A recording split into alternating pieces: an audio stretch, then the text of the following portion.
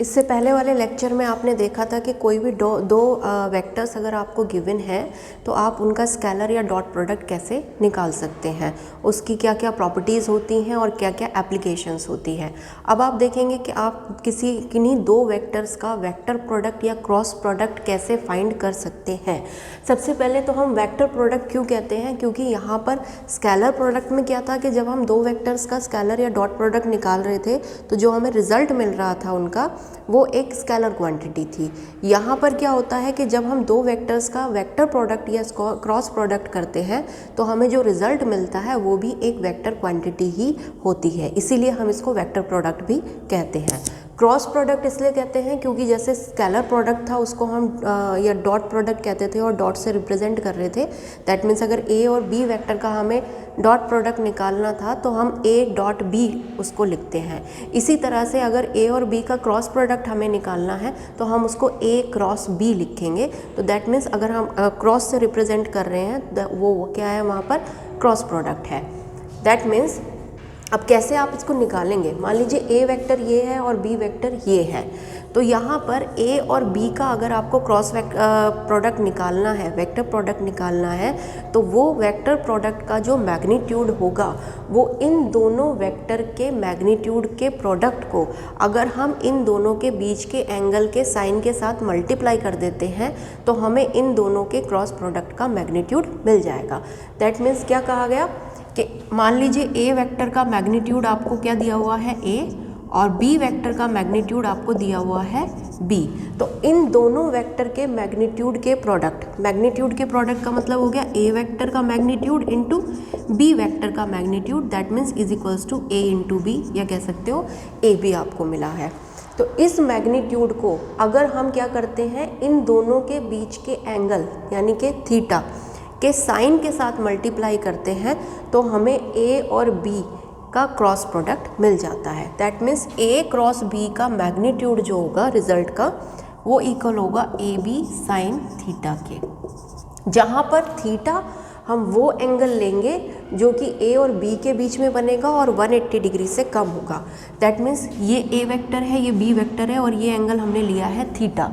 ठीक है, यहाँ पर दो एंगल हैं, देखिए एक ये एंगल है और एक आपका ये एंगल है।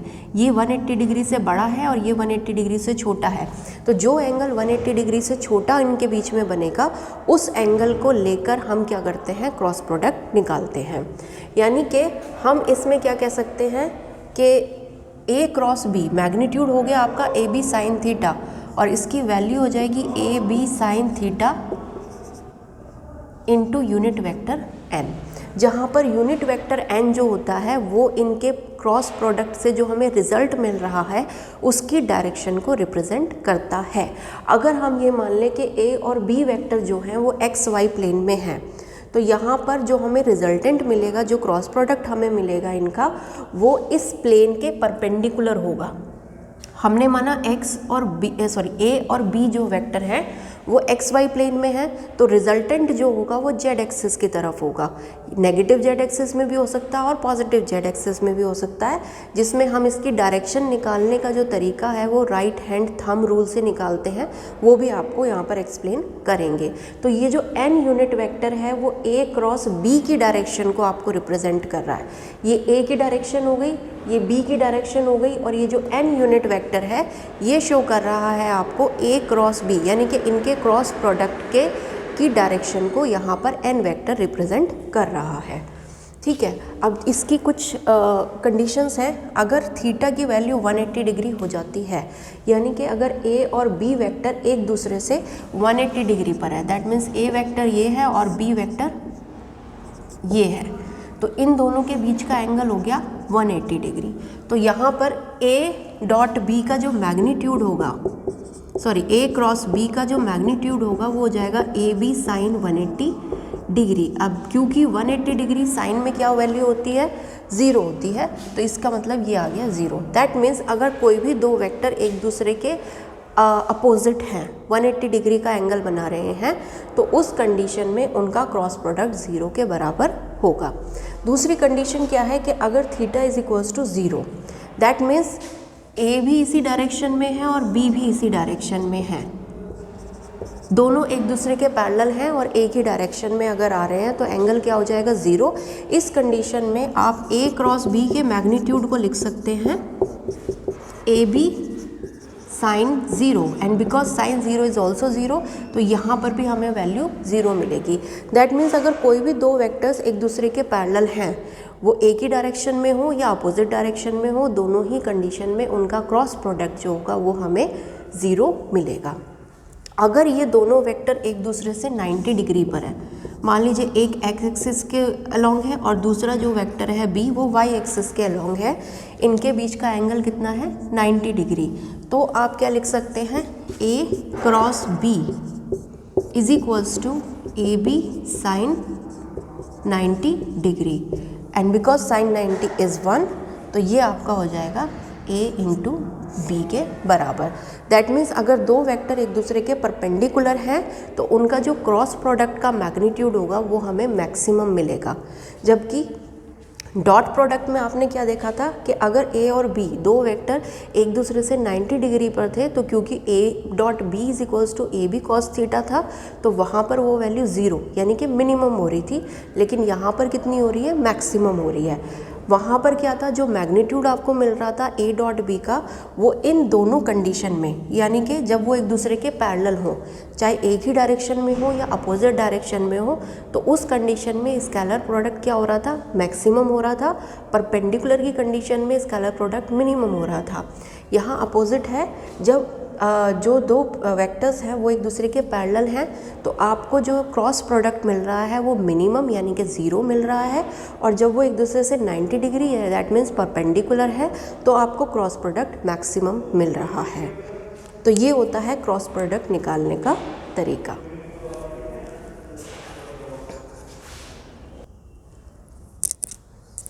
क्रॉस प्रोडक्ट कैसे निकालेंगे ये आपने देखा। अब आप क्या देखेंगे कि आप जो क्रॉस प्रोडक्ट कर रहे हैं उस क्रॉस प्रोडक्ट की डायरेक्शन कैसे निकालेंगे। दैट मीन्स जैसे कि आपने लिखा था A cross B it is equals to A B sine theta into unit vector n, where n is the direction of a cross b।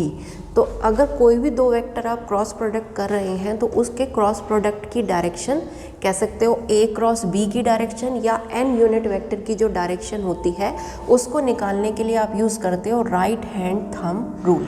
तो ये आप कैसे निकालोगे, यहाँ पर देखिए, सबसे पहले जो भी दो वेक्टर्स आपको गिवन है उन दो वेक्टर्स को आप अपने प्लेन पेपर पर क्या करेंगे, ड्रॉ करेंगे, और इस तरह से आपको ड्रॉ करना है कि दोनों वेक्टर की जो टेल है वो एक ही पॉइंट पर कोइंसाइड करे। दैट मीन्स ये आपका हो गया ए वेक्टर और ये हो गया मान लीजिए बी वेक्टर, आपको इस तरह से गिवन है। अब आप क्या करोगे, इस ए बी वेक्टर के क्रॉस प्रोडक्ट की डायरेक्शन को निकालने के लिए आप अपने राइट हैंड का पाम जो होगा वो ए और बी जिस भी प्लेन में होंगे, मान लीजिए ये एक्स वाई प्लेन में है, तो इस प्लेन के परपेंडिकुलर आप अपनी पाम को इस तरह से रखेंगे परपेंडिकुलर डायरेक्शन में। जिस प्लेन में ए और बी वेक्टर एक्ट कर रहे हैं उससे परपेंडिकुलर डायरेक्शन में आपको अपनी पाम को, राइट हैंड की पाम को रखना है।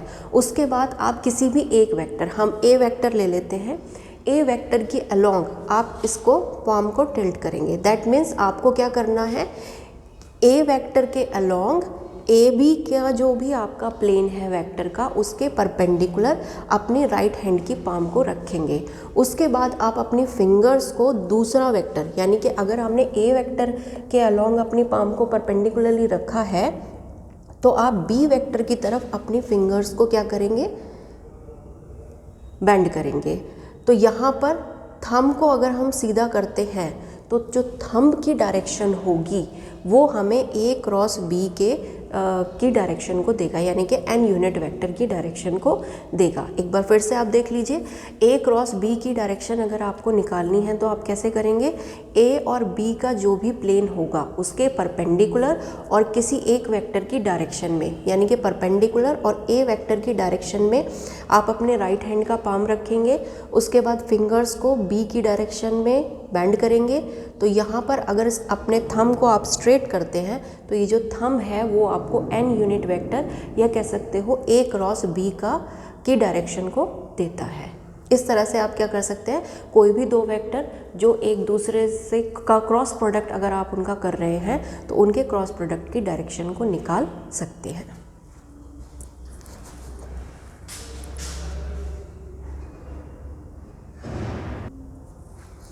अब आता है आपका वेक्टर या क्रॉस प्रोडक्ट की क्या क्या प्रॉपर्टीज़ होती हैं।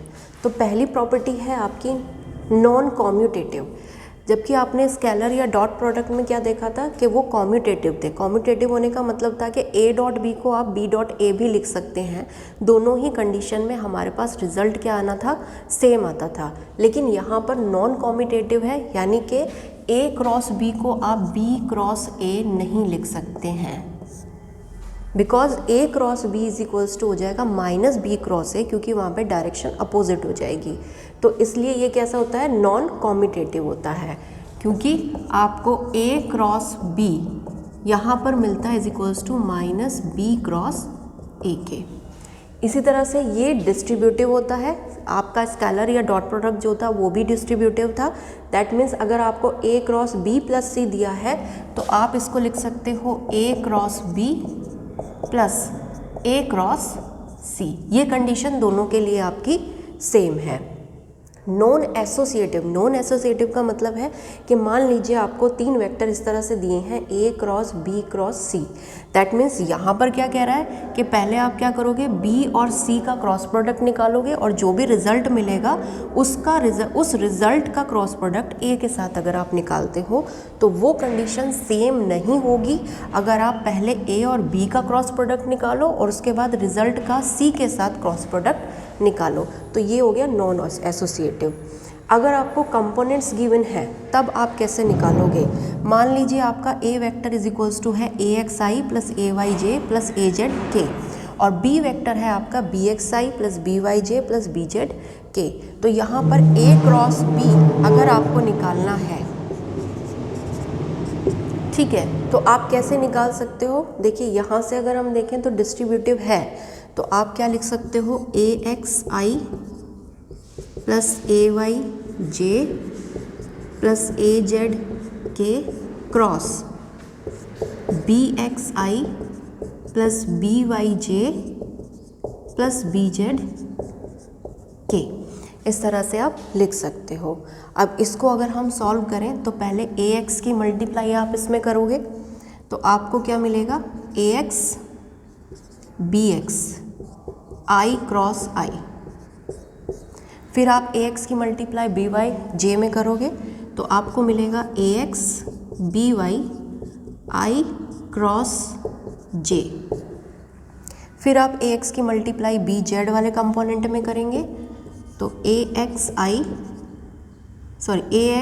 बी जेड इंटू आई क्रॉस के यूनिट वेक्टर, ये आपको मिलेगा। इसी तरह से ए वाई की और ए जेड की आप मल्टीप्लाई करते हो तो ए वाई की मल्टीप्लाई करने पे आपको मिलेगा A Y into B X, A Y into B X J cross I, J unit vector cross I unit vector plus A Y into B Y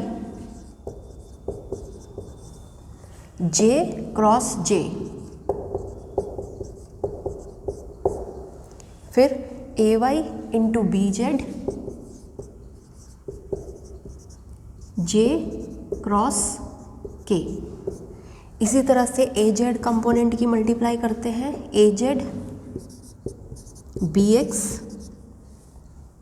K cross I plus A Z B Y K cross J plus A Z B Z के cross के, ये आपको मिलेगा। अब क्योंकि आप जानते हैं कि अगर आपका क्रॉस प्रोडक्ट क्या होता है, A cross B is equals to A B, magnitude जो होगा वो ए बी साइन थीटा के बराबर होता है। तो अगर थीटा की वैल्यू 90 डिग्री है तो आपको ये जो रिज़ल्ट होगा वो ए बी के बराबर मिल जाएगा, क्योंकि sine theta is 1, sine 90 is 1। लेकिन 0 या 180 डिग्री अगर होता है तो उस केस में साइन 0 हो जाएगा, और साइन 0 की वैल्यू 0 होती है तो क्रॉस प्रोडक्ट 0 मिलेगा। दैट मीन्स आई क्रॉस आई दोनों पैरेलल हो गए तो एंगल हो गया 0, तो ये कंपोनेंट आपका क्या हो गया, यहाँ पर 0 हो गया। यहाँ पर I क्रॉस J दोनों 90 डिग्री पर होंगे एक दूसरे से, तो इसकी वैल्यू 1 हो जाएगी। ये हो गया AX BY plus I cross K, ये भी 1 हो जाएगा, तो AX BZ J cross I, ये भी क्या हो जाएगा आपका। अब I क्रॉस, अगर आप एक ही ऑर्डर में यहाँ पर लेंगे, आपकी ये हो गई I unit vector, this is J unit vector, और ये हो गया आपका K unit vector. I cross J cross K cross I, ये आप पॉजिटिव अगर ले रहे हैं तो J क्रॉस I आपका नेगेटिव हो जाएगा। तो दैट मीन्स ये जो वैल्यू है यहाँ पर, ये आपकी 0 हो गई, this one is this one is this, तो ये जो वैल्यू है ये माइनस में आपको यहाँ पर मिलेगी। तो ये हो गया minus AY BX। Then second thing is I cross I, ये आपका हो गया पैरेलल थे तो 0। AX BY I cross J, ये आपका क्या है, एक दूसरे से 90 डिग्री यानी कि साइन 90 इज़ 1, तो ये 1 हो गया और डायरेक्शन हो गई K यूनिट वेक्टर की तरफ, तो यहाँ पर आ जाएगा आपका K यूनिट वेक्टर। उसके बाद आपका आता है I क्रॉस K, तो I क्रॉस K जो होगा ये भी आपका कैसे हो जाएगा, माइनस में हो जाएगा।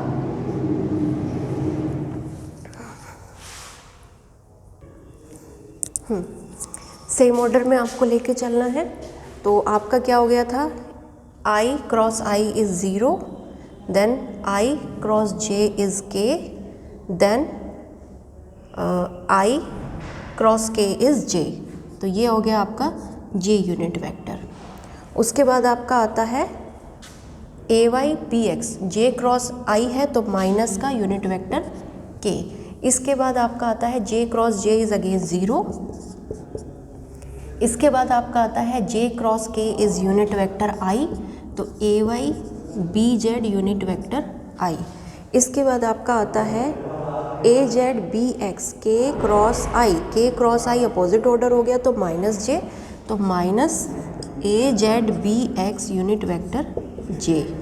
उसके बाद आता है K क्रॉस J, तो ये भी अपोजिट ऑर्डर में आ रहा है, तो ये हो जाएगा minus AZ BY unit vector I, और K क्रॉस K आपका हो गया फिर से 0। तो आपको जो वैल्यूज़ यहाँ पर मिली वो हो गई AX BY unit vector K plus AX BZ unit vector J minus AY BX unit vector K plus AY BZ unit vector I minus AZ BX unit vector J minus AZ BY unit vector I। तो सबसे पहले आप I वाली terms यहाँ पर लिख लीजिए। I वाली टर्म पहले क्या है आपकी AY BZ minus AZ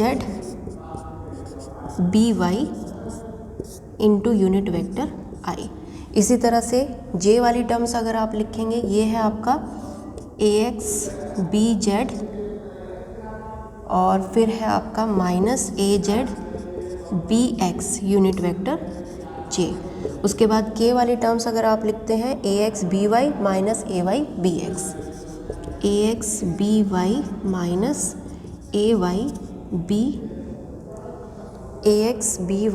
minus BX is equals to unit vector K। तो ये आपका क्या मिलेगा, दोनों के क्रॉस प्रोडक्ट का रिजल्ट।